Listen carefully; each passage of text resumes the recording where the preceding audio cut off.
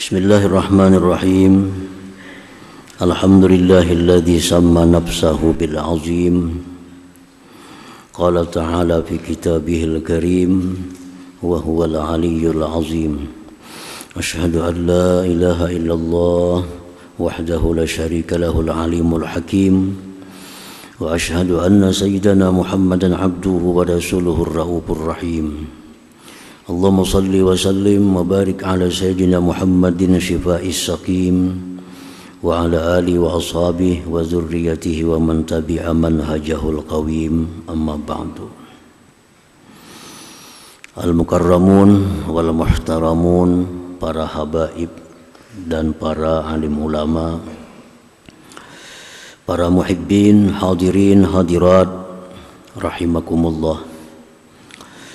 Puji syukur selalu kita haturkan kehadirat Allah Subhanahu wa ta'ala, yang mana dengan taufik hidayah serta inayahnya jualah kita malam ini kembali bisa berkumpul di Masjid Bustanul Muhibbin yang penuh berkah dan rahmat ini.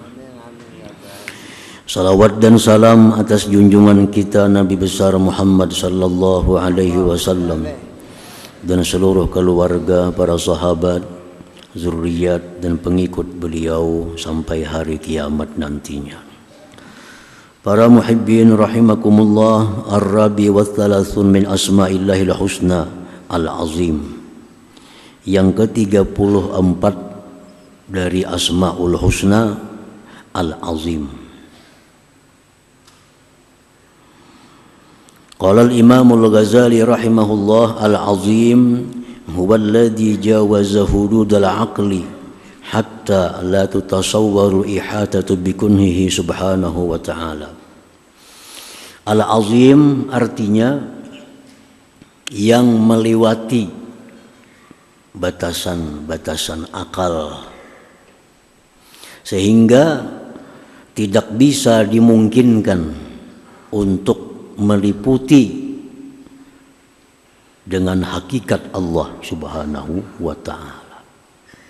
Jadi apa hakikatnya Allah? Itu kada bisa diliputi, kada bisa dibayangkan. Maka itu disebut al-azim, yang bahasa kitanya seringkali dengan sebutan yang maha agung. Al-azim, maha agung. Nah, maha agung itu sesuatu yang sangat besar, yang kada bisa dibayangkan kebesarannya, baik oleh hati kita, kada bisa dibayangkan kebesarannya dengan mata kita. Nah, disebutlah al-azim itu. Apabila sesuatu itu masih bisa dibatasi oleh penglihatan, atau sesuatu itu masih bisa dibatasi oleh hati kita, maka sesuatu itu kada bisa disebut al-azim. Nah, para muhibbin rahimakumullah, Allahu azimun bi dzatihi, azimun bi sifatihi, azimun bi af'alihi, azimun bi sultanihi, ay la yutasawwaru an tudraka hakikatuha. Allah Ta'ala itu azim pada zatnya. Zat Allah itu maha agung. Apa arti maha agung? Kada bisa diliputi, diperdapati dengan secara menyeluruh. Apa itu zat Allah Ta'ala? Hati kita kada sanggup, akal kita kada sanggup untuk memperdapati, menyelidiki bagaimana itu zat Allah Subhanahu wa ta'ala. Lalu disebut maha agung. Azimun fi sifatihi, agung pada sifatnya. Sifat Allah itu kada sanggup kita menyelidikinya, kada sanggup untuk memperdapatinya, bagaimana kebesaran daripada sifat Allah itu. Makanya disebut agung. Kerajaan Allah itu maha agung. Karena bagaimanapun hebatnya manusia, kada akan mampu untuk memperdapati, menyelidiki kebesaran daripada kerajaan Allah Subhanahu wa ta'ala. Nah, jadi itulah disebut al-azim tadi. Jadi agung bukan pengertiannya besar, sangat besar. Nah, agung itu artinya sesuatu yang kada bisa diliputi, kada bisa diselidiki oleh mata, oleh telinga, oleh hati kita, sehingga disebut azim, agung, maha agung. Nah, para muhibbin rahimakumullah, apabila ada makhluk Allah yang disebut dengan sebutan agung, misalnya ada Sultan Agung, ada Raja Agung. Kalau ada yang baharu ini disebut dengan agung, itu artinya sesuatu itu lebih besar daripada sesuatu yang lainnya. Bukan agung secara mutlak. Sebab yang agung secara mutlak itu hanya itu milik Allah Subhanahu wa ta'ala. Mahkamah Agung. Kita sering mendengar Mahkamah Agung. Kenapa disebut Mahkamah Agung? Karena di bawahnya itu ada yang kecil daripada itu. Ada putusan hakim. Nah, ini dikalahkan dengan putusan Mahkamah Agung. Mahkamah itu disebut agung karena dibanding dengan sesuatu yang di bawahnya. Tapi secara mutlak agung itu hanya nama Allah Subhanahu wa ta'ala. Para muhibbin rahimakumullah. Jadi apa itu agung? Apa itu azim? Sesuatu yang kada bisa diselidiki kebesarannya dengan mata, telinga ataupun hati kita. Disebutlah dia maha agung.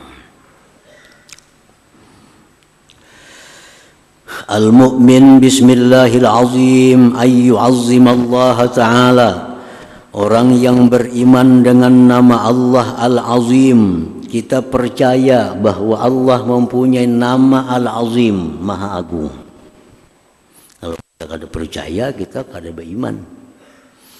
Karena dalam Al-Quran banyak disebut nama Allah Azim, wa huwal aliyyul azim, banyak disebut. Jadi secara sahih bahwa Al-Azim itu nama Allah. Kalau kita kada percaya Al-Azim nama Allah, berarti kita kada percaya dengan Al-Quran. Dan kada percaya dengan Al-Quran sama kada percaya dengan Allah Subhanahu wa ta'ala. Jadi wajib kita percaya bahwa Al-Azim itu adalah nama Allah Subhanahu wa ta'ala, karena ada dalam Al-Quran. Nah, kalau sudah kita percaya, beriman bahwa Allah Ta'ala itu punya nama Al-Azim, ayyu'azzim Allah Ta'ala. Kalau kita percaya Allah itu Maha Agung, maka kita mesti mengagungkan Allah. Kita percaya Allah Maha Agung, kita mesti mengagungkan Allah Ta'ala. Bagaimana kita mengagungkan Allah? Bi anta talasha nafsuhu wa tazil ma'a dawamil ibtiqar ila Allah Ta'ala. Mengagungkan Allah itu caranya adalah merasakan ketiadaan diri, merasakan kehinaan diri, beserta sangat berhajat kepada Allah Subhanahu wa ta'ala. Orang yang menganggap Allah Ta'ala itu agung, maha agung, berarti dia hina dirinya. Karena kadang mau agung itu dua. Kalau satu agung, satu berarti hina. Allah dipercaya maha agung, berarti kita ini maha hina. Maha hina. Dalam sembahyang, kita berdiri tegak, membaca Al-Quran, Fatihah dan surah. Nah, sampai kepada batasannya kita ruku. Ruku itu membungkukkan tubuh. Asalnya tegak jadi bungkuk. Apa yang kita ucapkan dalam ruku? Subhana rabbiyal azim. Subhana rabbiyal azim. Maha suci Tuhanku yang maha agung. Begitu kita ingat Allah maha agung, kita mesti bungkuk. Ada mau tegak. Nah, subhana rabbiyal azim, Allah itu Tuhanku maha agung, otomatis tunduk. Nah, itu kalau dalam sembahyang. Kalau di luar sembahyang kita ingat bahwa Allah itu maha agung, kita merasa bahwa diri kita ini kada punya apa-apa. Kita merasa diri kita ini sangat lemah, sangat hina, sangat kecil. Karena ada yang maha agung. Jakanya dalam sembahyang tuh kita ruku tuh. Ruku. Nah para muhibbin rahimakumullah. Jadi bacaan ruku subhana rabbiyal azim disertai dengan membungkukkan tubuh. Karena kada patut orang yang mengucapkan azim Allah maha agung sedangkan tubuhnya masih tegak. Itu kada patut. Nah, mengakui Allah maha agung maka badannya pun bungkuk.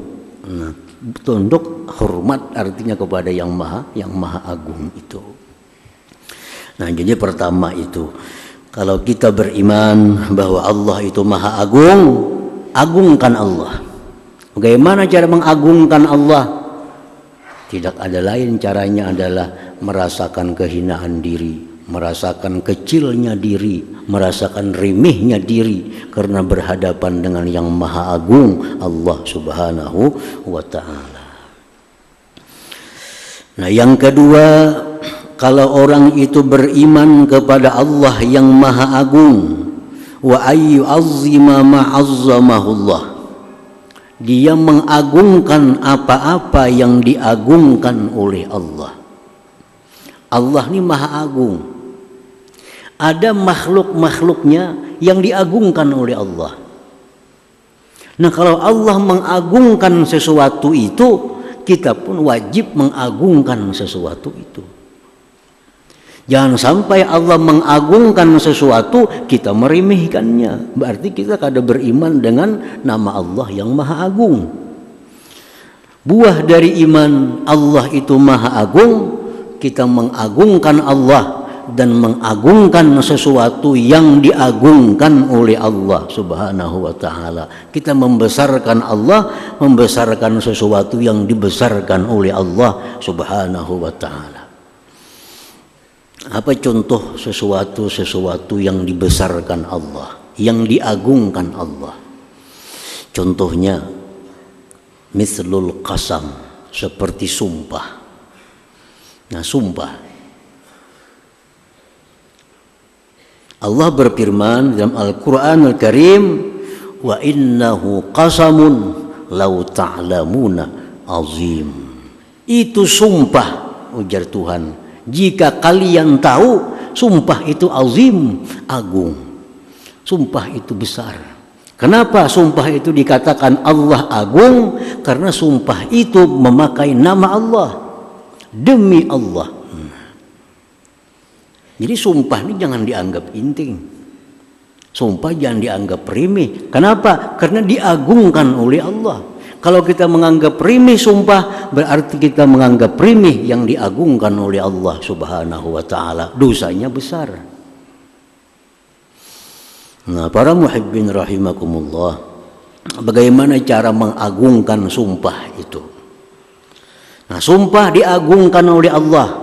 Dalam Al-Quran disebut, wa innahu laqasamun law ta'lamuna azim.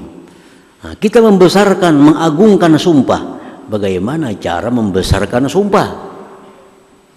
Nah, membesarkan, mengagungkan sumpah itu satu, dengan cara jangan suka bersumpah. Jangan suka bersumpah. Karena sumpah ini sesuatu yang agung. Imam Syafi'i radhiyallahu berkata, "Ma halabtu billah sadikan la sadikan wala kadziban qattu." Imam Syafi'i berkata, aku tidak pernah bersumpah sepanjang hidupku, baik aku benar apalagi dusta. Nah, ini bukti mengagungkan dengan sumpah. Wah, sumpah ini berat. Bila melanggar, melanggar Allah artinya. Karena yang digunakan sumpah demi Allah, nama Allah. Nah makanya Allah menyebutkan bahwa sumpah itu adalah sesuatu yang besar. Jangan suka sering bersumpah. Qala ba'dul ahli tafsir, la tuksirul halifa billah wa in kuntum barrin muslihin fa inna kasratal halif darbun minal jur'ah 'ala Allah taala. Berkata ahli tafsir, jangan kau suka, jangan kau banyak bersumpah sekalipun benar, sekalipun baik, Jangan bersumpah. Karena banyak sumpah itu semacam berani atas Allah Ta'ala. Dikit-dikit demi Allah. Ada perlu demi Allah juga. Termasuk dalam hal urusan dunia. Sangat murah kalau Allah tuh dipakai hanya urusan dunia. Berapa barang nih harganya? 100.000. Jernang calon pembeli 75 aja lah. Demi Allah rugi. Apa demi Allah urusan itu? Urusan 25.000 demi Allah. Nah ini orang memperinting sumpah. Berani kepada Allah. Nah, sumpah itu dipakai dalam hal-hal yang urgen, yang penting. Untuk keselamatan harta, keselamatan diri, keselamatan nyawa. Ayo bersumpah. Hanya untuk hal-hal halus, hal-hal kecil. Nah itu kada perlu bersumpah. Nah para muhibbin rahimakumullah. Nah oleh karena sumpah ini perkara yang dibesarkan Allah, maka orang yang melanggar sumpah itu dikenakan kafaratul yamin, kafarat sumpah.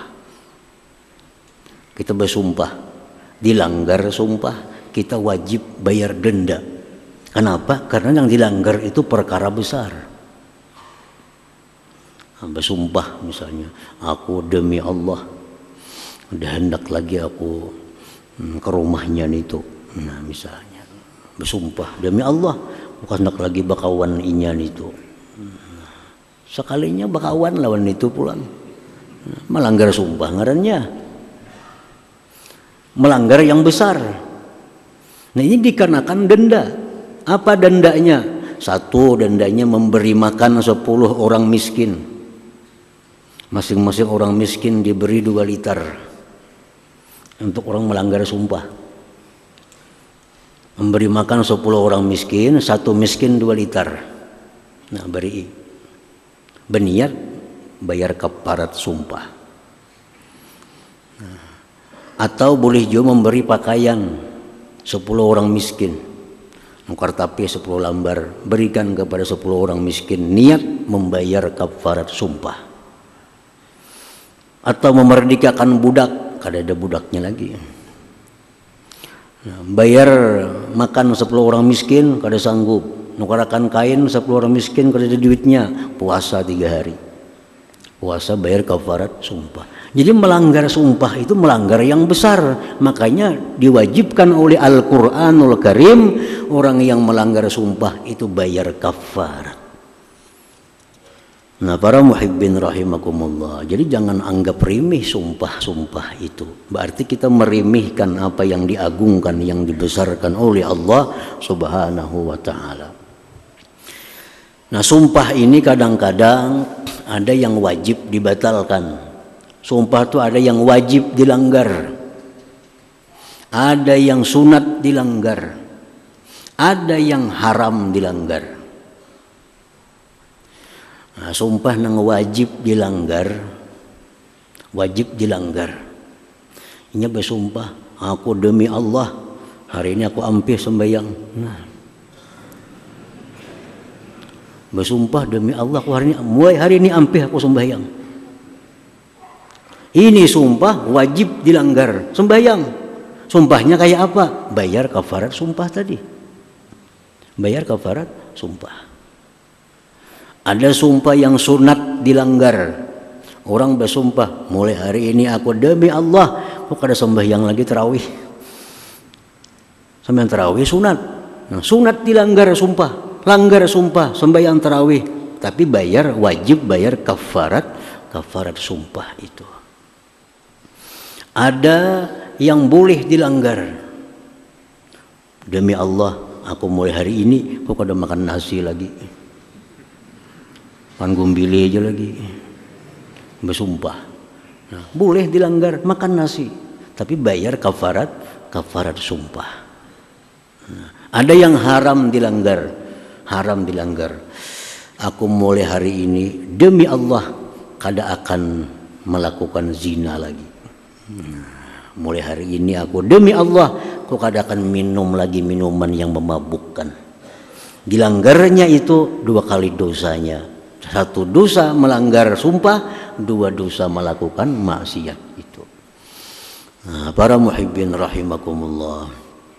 Sumpah salah satu contoh yang diagungkan oleh Allah, kita pun juga wajib mengagungkannya. Cara mengagungkannya, jangan suka bersumpah. Nah, yang kedua, contoh apa-apa yang diagungkan oleh Allah Subhanahu wa ta'ala, al-jannah, surga.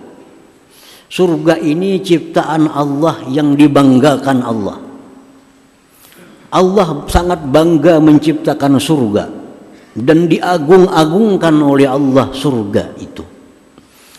Nah, karena surga ini diagungkan oleh Allah, kita pun wajib mengagungkan surga. Bagaimana cara mengagungkan surga? Caranya sangat ingin masuk ke dalamnya. Karena surganya diagungkan oleh Allah, timbul hati kita sangat ingin untuk masuk surga. Tanda orang yang mengagungkan surga. Kalau kawat dengar surga, kalau hendak benar masuknya. Ini baik orang diamalkan. Boleh jamaah amalkan ini kan masuk surga, bah diamalkannya. Soalnya mengagungkan surga, kepingin dengan surga itu. Ikam jangan melakukan ini. Bila melakukan ini, ikam kada bakal ke surga, bah kada waninya, kada bakal ke surga. Karena surga itu sangat diagungkannya. Ini contoh orang mengagungkan surga. Nah, orang yang kada mengagungkan surga, ikam baik baca ini nah. Ikam bila baca ini 3 kali ke surga mati. Dosa gini aku pada bapak juga kada ke surga mati. Nah, ini orang kada mengagungkan surga.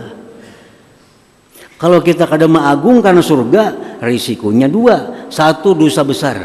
Yang kedua, bisa murtad. Bisa murtad. Surga yang diagungkan Allah, kita kada kepingin. Nah, jadi surga wajib diagungkan. Dan lagi sebagian yang diagungkan Allah apa? Neraka, an-nar. Dalam Quran disebut walahum bil akhirah azabun azim. Mereka di akhirat nanti azabun azim, azab yang agung, azab yang besar, azim, neraka. Nah, neraka ini diagungkan oleh Allah, diagungkan oleh Allah. Supaya apa? Supaya kita jangan hendak masuk ke neraka. Nah, orang yang kadang mengagungkan neraka, dia mau masuk neraka. Kan jangan melakukan inilah, bejurai untung, tapi kan masuk neraka, biar akan neraka. Nah, ini orang kadang mengagungkan neraka. Nah, orang nang berucap, biarkan neraka mati ke bapak juga. Ini antara 2. Bila ada dosa besar atau keluar dari agama Islam. Nah, jadi neraka, surga jangan jadi bahan ulu-ulu. Sumpah jangan jadi bahan ulu-ulu. Karena ini sesuatu yang diagungkan oleh Allah Subhanahu wa ta'ala. Nah, para muhibbin rahimakumullah, wal Quran, Quran ini yang diagungkan Allah. Allah berfirman, walaqad atainaka sab'am minal mathani wal Qur'anal azim.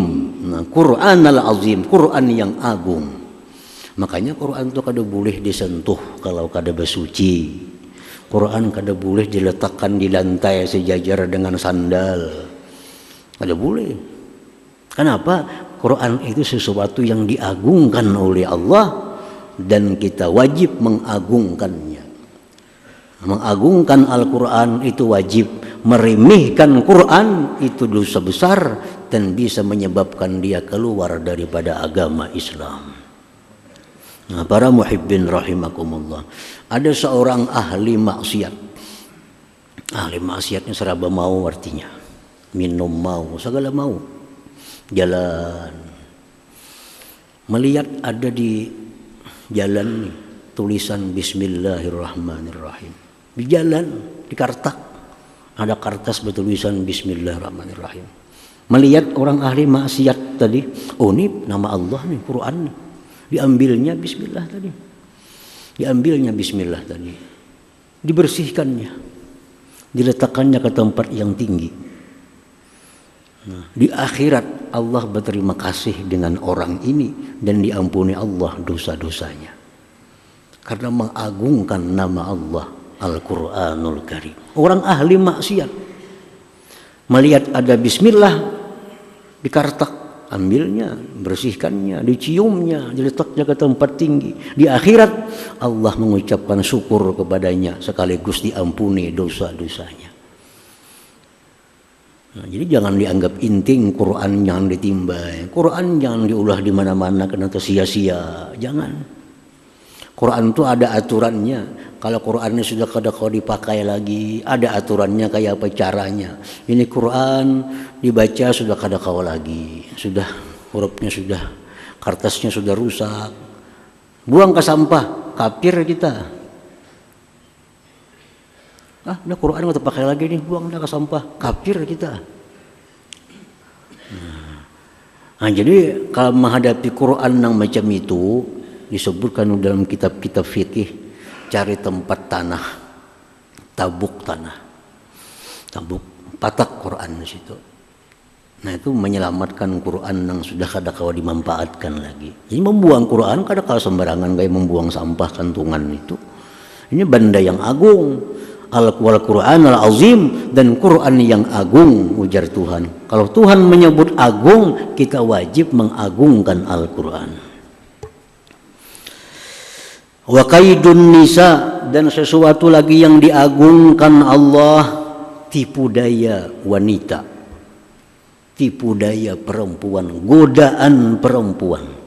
Ini disebut Allah dalam Al-Quran, inna kaidakunna azim. Tipu daya perempuan, godaan perempuan itu azim, besar. Jangan dianggap penting. Banyak nabi-nabi yang ditegur oleh Allah karena urusan perempuan. Banyak aulia-aulia yang dicabut kewaliannya oleh Allah karena godaan perempuan. Banyak orang yang mati kehilangan iman karena godaan perempuan. Jadi jangan anggap penting godaan perempuan, karena Allah menyebut inna kaidakunna azim, godaan kalian itu azim, besar. Jangan dianggap penting. Berduaan dengan perempuan yang bukan mahram jangan dianggap remeh. Allah membesarkan itu. Nabi Yusuf ada sangkut paut dengan perempuan. Nabi Daud ada sangkut paut dengan perempuan sehingga ditegur oleh Allah Subhanahu wa taala. Ada aulia-aulia yang dicabut kewaliannya karena tergoda dengan perempuan. Ada orang yang imannya bagus tapi matinya keluar Islam karena perempuan. Di Mesir di kitab Al-Kabair disebutkan seorang laki-laki muazzin. Muazzin ini puluhan tahun jadi muazzin di masjid di negeri Mesir. Satu hari kan muazzin dulu ada pakai mic naik ke menara azan situ. Di menara kan tinggi kelihatan di bawah.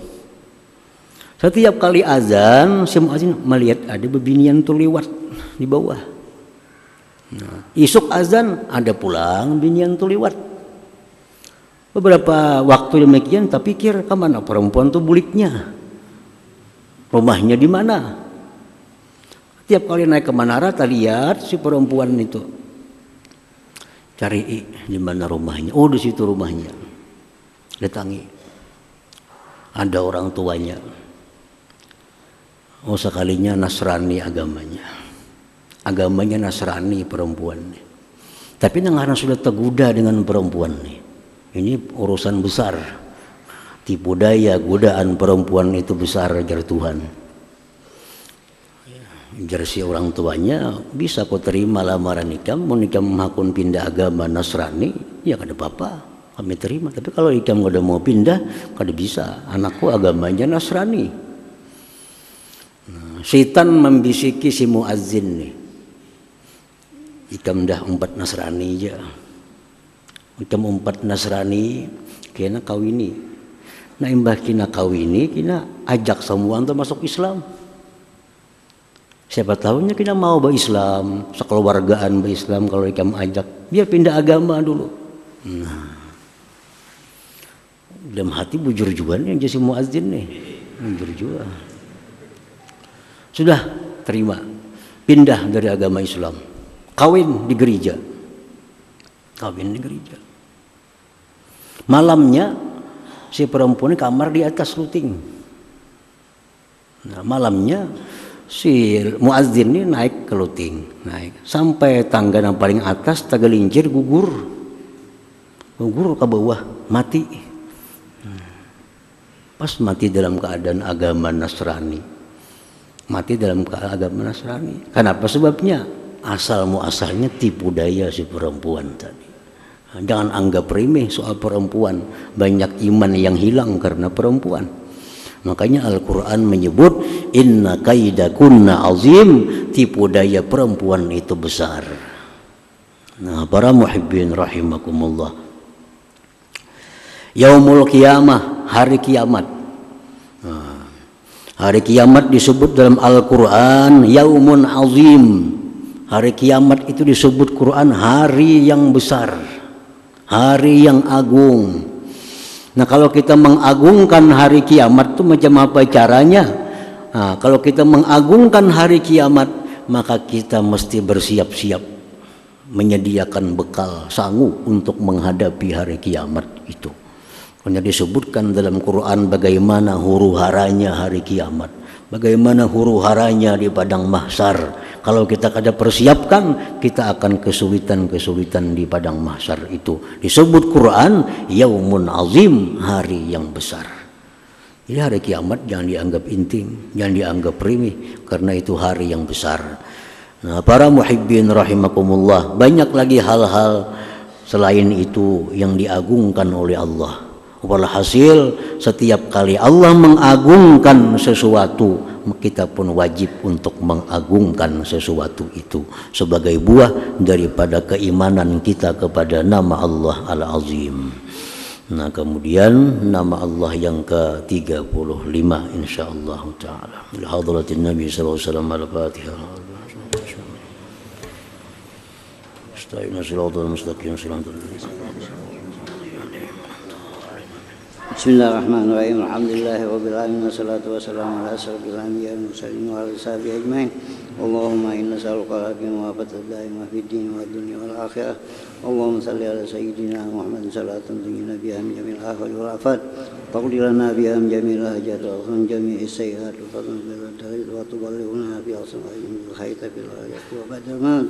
Allahumma khayma sa'alaka 'abduka nabiyyuka Muhammadin sallallahu alaihi wasallam. Tayyibaka 'abduka nabiyyuka Muhammadin sallallahu alaihi wasallam. Anta musta'an wala hawla wala quwwata illa billahil azim. Allahumma zidna fid din wa barakatin min umusatan min jism wa satan min rizqi wa tawbatan qabla al-maut wa sa'adatan inda al-maut wa bin ba'da al-maut wa afwan min al-hisab wa amana min al-ajab wa nasiba min al-jannah wa zunnaka min rahmatika ya arhamar rahimin wa tawassalna bi jahi nabika Muhammadin sallallahu alaihi wasallam. Rabbana taqabbal minna innaka tasmi'u wa alaina innaka antat tawwabur rahim. Rabbana atina fid dunya hasanah wa fil akhirati hasanah wa qina adzabannar. Sallallahu ala sayyidina Muhammadin wa sahbihi wasallam. Alhamdulillahi rabbil alamin. Ya yarjuna minhu syafa'atan sallu alaihi wa sallimu taslima. Allahumma salli wa sallim